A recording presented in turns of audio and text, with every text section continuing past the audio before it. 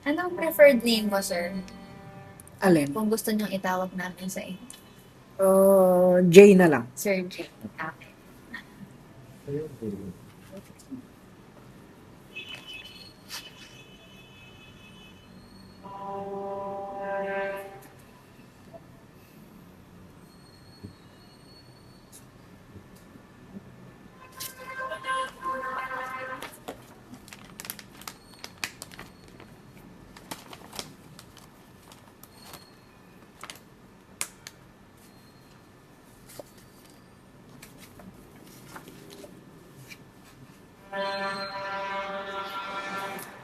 Oh my God.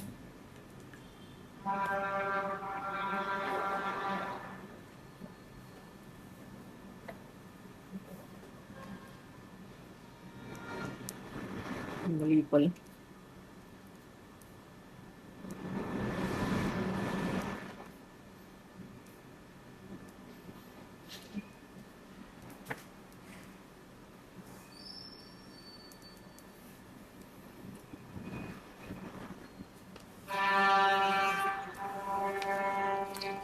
Okay na, sir. Okay na po. Okay po. And so, good afternoon po, Sir J. Ano po, good afternoon. Ayun po. So, yun po pala. Kami po, yung researchers from Montreal Aula College po, psychology students po kami. Po si Alex, siya naman po si Erwin. Actually, 6 po kami, pero dalawa lang kaming available today. So, ayun po. Yung research po namin is, ang title po is Burns from the Flames, The Unseen Emotional Vulnerability of Firefighters After a Failed Rescue. So, thank you so much po sa pag-accept po sa invite namin na ma-interview kayo kasi po BFP lang po talaga yung participants namin. Nag-focus lang po kami sa iisang grupo po. Ayun, sir. So, Isang karangalan din po. Tsaka sir, yun, konting background sa study po namin. So, ang general objective po namin is, this study aims to uncover the emotional vulnerability of firefighters after a failed rescue and to examine how these experiences affect their resilience. So, para po sa amin kasi, di ba po kayo sir, kayo yung first responders, kayo po Yes po. palaging nasa scene. So, ngayon naman sir, gusto namin malaman kung naaapektuhan po ba kayo ng mga disasters na to, itong mga emergencies na to. Like, kung nagiging emotional po ba kayo, nalulungkot po ba kayo, ayun po yung gusto namin malaman. Then at the same time po, ano po siya, yun po yung research gap namin. Sa police officers, doctors, may mga research na po kasi. Sa firefighters, meron din naman po. Pero sa Olongapo po na city, wala po tayong research patungkol po dito. So, ayun po yung gusto namin, kayo pong firefighters. So, objectives po namin, i-explore po yung experiences nyo sa failed rescues. Pangalawa po is i-describe yung impact ng failed rescues sa emotional well-being, physical health, and interpersonal relationships po ninyo. Pangatlo po is ma-identify ano po yung motivational factors nyo kung bakit nagpapatuloy pa rin po kayong mag-serve kahit alam nyo nasa danger kayo. And then pang-apat po, qualitative research po kami kaya may one-on-one interview po tayo. And at the same time, action research din po kami. Kumbaga, kapag natapos na po namin lahat yung data na nagawa po namin, ngayon naman po magpo-propose kami ng program na makaka-help po sa inyo, solution po sa problema nakita namin sa research namin. Ayan po. Sige. So, 45 to 60 minutes po tayo, video and audio recorded po tayo.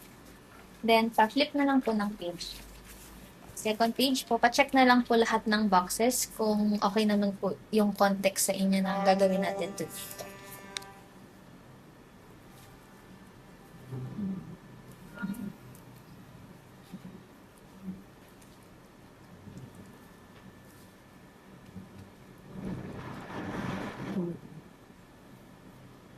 Tapos ayan sir, may rights naman po kayong mag-skip po ng questions namin sir. Or mag-take a break pa din naman po. Then yung confidentiality din po pala sir. Mag-alias po tayo sa inyo po.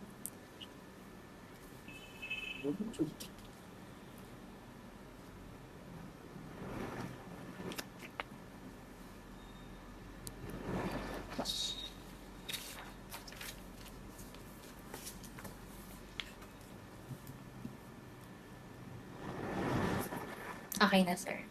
So, sa pa-flip na lang po. Sa informed consent naman po is para aware lang po tayo kung ano po yung gagawin today and at the same time, ipoprotect po yung rights po ninyo. So, nasabi ko naman na po yung purpose, procedures po 45 to 60 minutes, video and audio recorded. Yung risk naman po, since magdi-discuss po tayo ng failed rescues, this may bring up difficult or painful memories po. So, baka po ma-upset kayo, anxious, distress, and kapag gano'n naman po, pwede naman po mag-break or kayo po sir bahala, papakiramdaman na po. Sige po. Then benefit po sir, syempre sir, para makagraduate ka. Sir.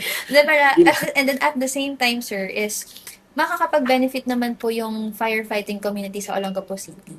So gusto po namin ma-improve yung understanding sa inyo ng tao, then at the same time, better support systems po para sa inyo. And then, ayun nga po, lahat po ng binigay niya ng identifying details is naka-anonymize po, mag-alias po kami sa inyo. And lahat po ng data nyo, audio and video records are nasa secured folder naman po. And then, i-delete po namin siya after ng defense namin. So, February 2026, sir. I-delete po namin. Tapos, ayun po, you have the right naman po to refuse to answer, take a break, or withdraw nang wala naman pong consequences. So, kapag okay naman po yung informed consent sa inyo, sir, palagay na lang po ng pangalan. Diyan po sa line. Tapos, firma po, tsaka po date po.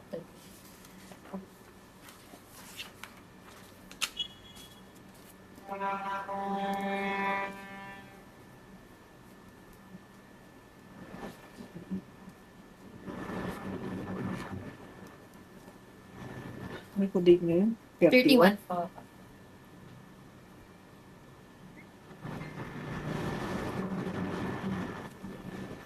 Bale, sir, sa downtown kayo mamaya, no? Okay. May fireworks po ba sa downtown? Meron po, fireworks display. Hibalay po sa boardwalk. Meron ba sa boardwalk? Opo, meron din. So, downtown lang po yung kun sa amin. Yung sa pinaka-rooftop. Okay. Nandun kayo sa baba, sir, or aakyat din? Meron sa baba, meron sa taas. Baba. Kasi saan pumapasto, sir, yung mga nagdaan? Yung, Saan ba nakatunim yung sir? Yung paputok, yung mga fireworks po. sa pinaka-rooftop Din siya. lang din. Tapos ipapatapat na lang namin doon sa may tubig. Di ba? May kanton. Sakto pala. Okay, sir. So, unang tanong, sir, ready na po? Yes po. Sige po. So, can you tell us about yourself po and gaano na po kayo katagal bilang firefighter? I am Jefferson K. Liwag from Kapintalan, Karanglan, Nueva Ecija. And I am 33 years old. 8 years na po ako sa serbisyo. So, dito kayo, sir, na-assign? Na-assign po. Ang dami niyo, sir, parang Nueva Ecija. Karamihan po talaga Nueva Ecija. Kasi mas kailangan po siguro sa Olongapo. At saka halos kakaunti lang po kasi nag-a-apply dito sa Olongapo or Zambales. Karamihan po talaga Nueva Ecija. Married na kayo, sir? Hindi po po. Pero may love life, sir. Sa ngayon po, naghahanap pa lang. Ba't na lang natin, sir? Ayun, sir. Tapos, anong course niyo, sir, nung before kayo mag-BFP? Bachelor of Science in Criminology. Click din sila, sir, kanina. Tsaka, sir, bakit firefighter? If Yung- Apo. Paano kayo naging firefighter? Actually, na-inspired ako dun sa, dun sa, may kabatch kasi ako ng high school. Kaso, nauna nga lang sila kasi, nauna sila nakapasok. Yun, na-inspired ako sa kanya. Actually, nag-apply din ako sa PNP. Ngayon, sabi yung kabatch ko, mas maganda rito. Sige, subukan natin. Dito ako napunta.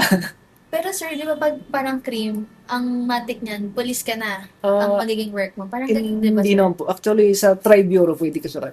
BGMP, PNP, at saka BMP. Ganun po pala siya. So, lahat ng nagki-cream, hindi matik, Opo, hindi nagpo-police. po. Pwede Yes, silang sa BGM. Opo. Kasi pareho naman po kami under ng DILG. So, ang trainings nyo, sir, kahit magkakaiba kayo ng course, iisa kayo ng training, yung sa may physical Opo. test, tsaka yung... Pareho din naman. Tapos nun, sir, since may nakapili na kayo, pagtapos nyo sa training, didiretso na kayo sa kung saang department nyo napili. Saang... Paano? Hindi po. A-applyan po namin kung saan namin gusto. Halimbawa, pagka-graduate namin, pasa na kami ng board exam.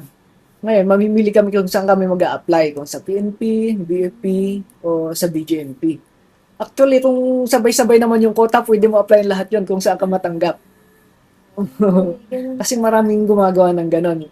Halimbawa, dun sa Pandate, saan yun? Sa Pampanga. Magkalapit lang naman yung sa PNP doon, sa Campo Libas. Apo. Ginagawa, pinagsasabay yung PNP at saka BFP. So parang nakikipag-make friends na rin kayo kahit ibang ano sila. Kaya halos marami rin kami. Yung mga kabats din namin, halimbawa, nag-apply, hindi natanggap. Kapag apply na ng PNP, nakapasok naman na sila. Kaya parang at the same time, nagbe-build na rin kayo ng connections.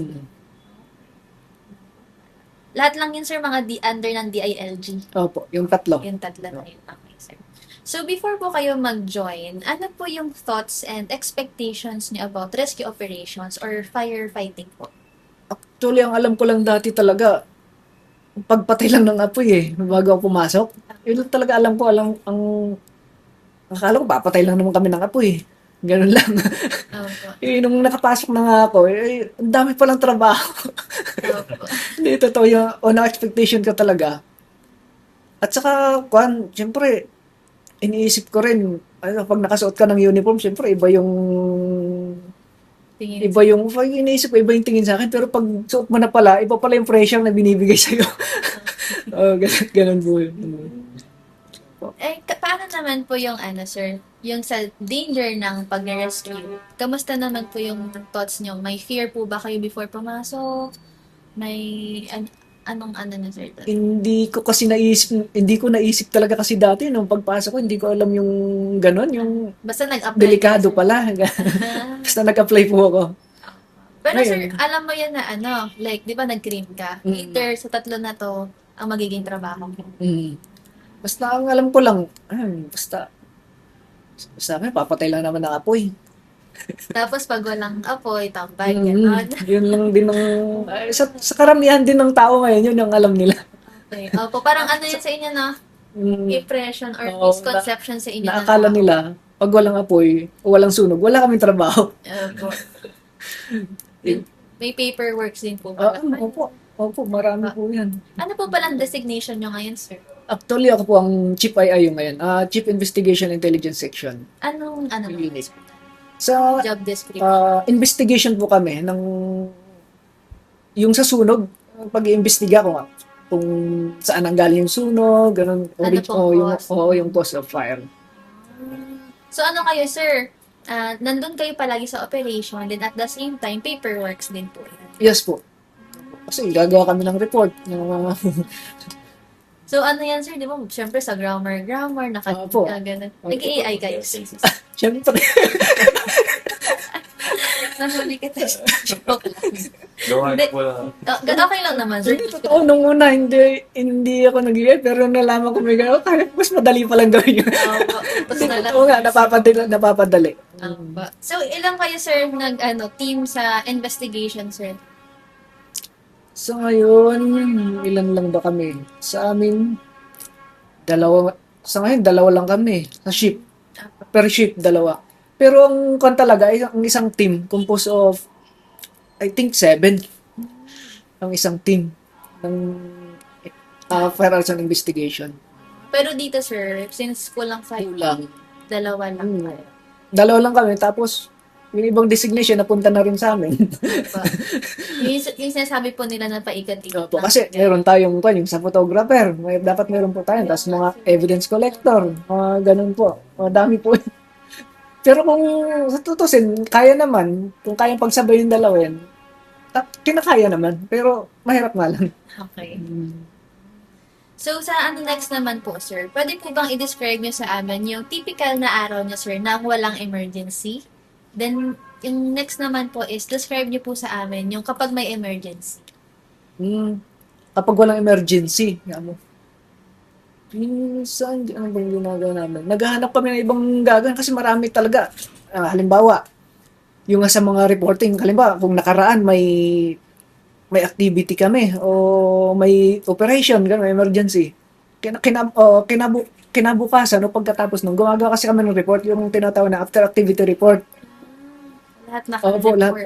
Tapos, isasubmit sa taas, sa provincial, tapos submit naman po nila ng sa region, mga ganun. So, kumbaga po, hindi po kayo naubusan ng trabaho. Hindi po talaga. Pero kung meron din naman na time na Down, Ay. tambay lang. Ganun. hindi naman